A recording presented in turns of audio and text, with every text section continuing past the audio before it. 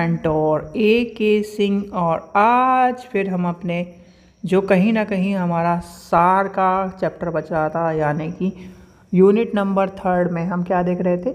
Unit number 3 में हम सार के बारे में जान रहे थे, सार करण स्रोत के बारे में जान रहे थे। 9वां चैप्टर आपका स्टार्ट हो गया था और आपने यानी कि अनुक्रमणीकरण के बारे में आपने देख लिया था, ठीक है।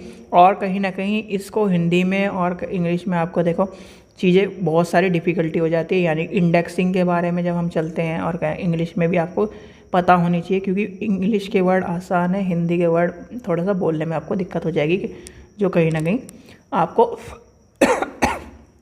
सामने देखने के लिए मिलेगी भी, ठीक है। तो चलिए शुरू करते हैं, यानी कि लेसन नंबर हमारा 9 चल रहा है, यूनिट नंबर आपकी 3 है और आज का टॉपिक हम देखेंगे।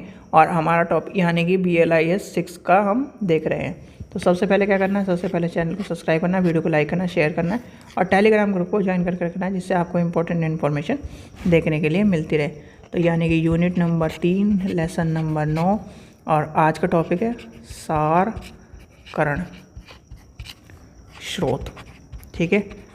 यानी कि सार करण स्रोत के बारे में आपको पता होना चाहिए। सीधे एक शब्द में कहूँ, सार है क्या। अगर आपसे कोई पूछने लगे भाई ये सार है क्या, ये सार करते रहते हैं, सार है क्या।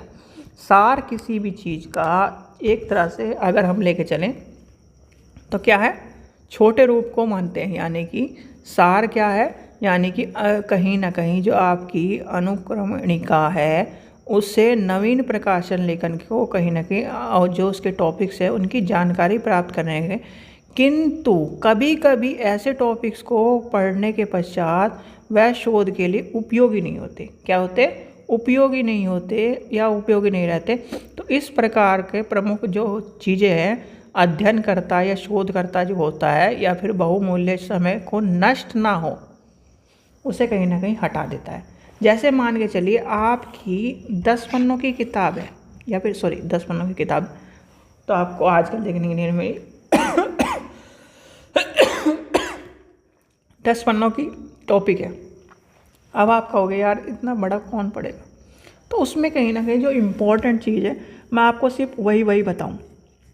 तो वो क्या हुआ, एक तरह से सार हो गया, यानी कि सारकरण हो गया। सार का कहीं ना कहीं सारकरण के रूप में आपको देखने को मिलता है। तो सारकरण क्या है, कहीं ना कहीं बड़े रूप का, बड़े इन्फॉर्मेशन का छोटे रूप में आपको उन यानी कि पूर्ण इन्फॉर्मेशन के को एक छोटे इम्पोर्टेंट रूप में आपको देना, जिसको कहीं ना कहीं कौन कौन वैज्ञानिक शोधकर्ता विशेष रूप से जो ज्ञाता है वो कहीं ना कहीं आपको सार और सारकरण के रूप में आपको चीज़ें देखने के लिए मिलता है, ठीक है। अब इसके कहीं ना कहीं एक डेफिनेशन लेके चले तो अंतर्राष्ट्रीय वैज्ञानिक सारकरण सम्मेलन 1959 के अनुसार सार किसी भी प्रकाशन अथवा आलेख का सार है जिसमें प्रकाशन आलेख को खोजने हेतु पर्याप्त ग्रंथपरक विवरण दिया रहता है।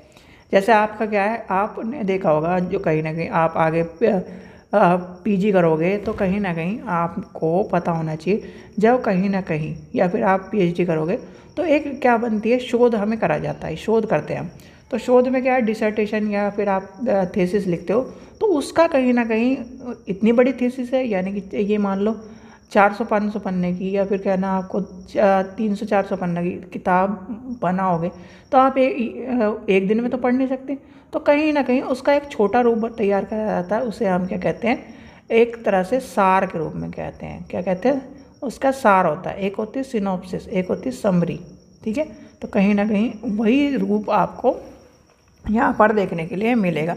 अब क्या है, इसकी प्रकृति कैसी, इसकी प्रकृति कहीं ना कहीं इसकी प्रकृति यानी कि विषयवत रूप में होती है, और कहीं ना कहीं जो लेखक की प्रकृति, उद्देश्य और उसकी जो चीज़ें हैं उसका पूरा निष्कर्ष, महत्वपूर्ण बिंदु, ये कहीं ना कहीं इसके रूप में आपको देखने के लिए मिलता है, ठीक है। फिर आपका था कहीं ना कहीं जो यानी कि अनुक्रमणीकरण है उसके स्रोतों के बारे में। जैसे विशेष पुस्तक आपको देखने में, ये कल का टॉपिक है जो कहीं ना कहीं बच रहा था हमारा।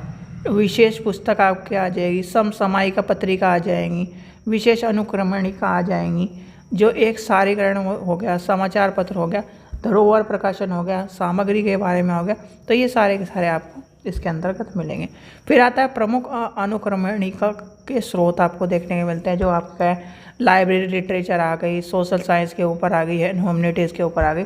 तो ये सारे के सारे आपको एग्जाम्पल दिए गए। ये आपके एग्जाम्पल देखो इस हिसाब से तो इम्पोर्टेंट है नहीं, यानी कि एग्ज़ाम पॉइंट ऑफ व्यू से अभी हम पढ़ रहे हैं, पर एग्ज़ाम पॉइंट ऑफ व्यू से छोड़कर अगर हम इसे कहीं ना कहीं किसके हिसाब से लेके चले, अपने लाइब्रेरी एग्जाम के हिसाब से लेके चले, तो इसमें 2-3 क्वेश्चन आपके पूछे जा सकते हैं। जैसे सोशल साइंस इंडेक्सिंग आपको देखने के लिए मिल गए, ठीक है। सोशल साइंस इंडेक्सिंग प्रकाशन कब हुआ, यानी कि ये वाला क्वेश्चन आपको याद कर लेना है। सोशल साइंस इंडेक्सिंग,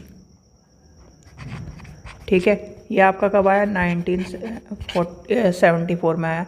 तो ये आपको इस तरह से पता होना चाहिए, ठीक है। तो कहीं ना कहीं आपके इम्पोर्टेंट बनते हैं, तो इसलिए सारी चीज़ ध्यान में रखते हुए आपको लेके चलनी है। इंडेक्सिंग हो गई, सोशल साइंस इंडेक्सिंग हो गई, इंडेक्सिंग मेडिसिन हो गई, ये कहाँ है, तो कब सबसे ज़्यादा ये वाला क्वेश्चन पूछा जाता है, तो आपको मैंने इसका लिखवा दिया है, ठीक है। और एक आपका हो गया इंडियन साइंस इंडेक्सिंग, एक इंडियन साइंस इंडेक्सिंग लिख लो,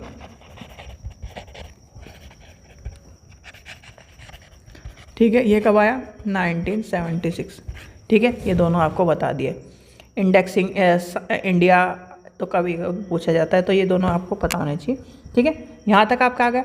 अब सार के स्रोत, यानी सार के स्रोत क्या है, सार में कहीं ना कहीं जितनी भी चीज़ें आपको देखने को मिले, यानी कि और सार का हाँ एक फॉर्मूला याद कर लेना। सार का फॉर्मूला है 1/10 या फिर 1/20, यानी कि 20 वर्ड को आपको, यानी कि 20 पन्नों को एक पन्ने में समेटना है, यानी कि 20 पन्नों को 10 पन्नों में, 10 पन्नों को एक पन्ने में समेटना है। ये कहीं ना कहीं सार का नियम है।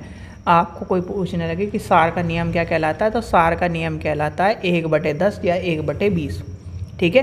1/20 तो किसके लिए है, 1/20 होता है बड़े रूप के लिए, और 1/10 आता है जितना 50% या फिर आपके 100 पन्ने हैं, तो उसमें कहीं ना कहीं 1/10 के रूप में आपको देखने को मिलेगा, ठीक है। तो ये आपको ध्यान रखना है, 1/10 और 1/20 के बारे में आपको सारी चीज़ें पता होनी चाहिए। और सारी चीज़ें तो क्या है फालतू की हैं इसमें, ये मान लो अभी एग्ज़ाम के अनुसार तो इम्पोर्टेंट है नहीं, पर हाँ ये आपको पता होना चाहिए।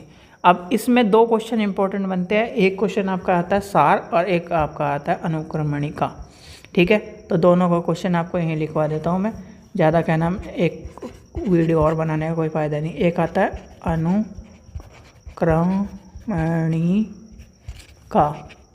से आप क्या समझते हैं,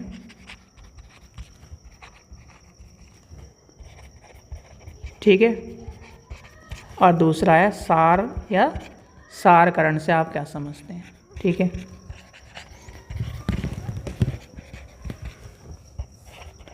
ये दोनों क्वेश्चन आपके इम्पोर्टेंट बनते हैं, ठीक है। ये कहीं ना कहीं आपका चैप्टर भी कंप्लीट हो गया और आपका क्वेश्चन आंसर्स भी कंप्लीट हो गए, ठीक है। चलिए, आशा करता हूँ आपको वीडियो पसंद आई। वीडियो पसंद आई तो लाइक करें, चैनल को सब्सक्राइब करें, वीडियो को ज़्यादा से शेयर करें। Thank you.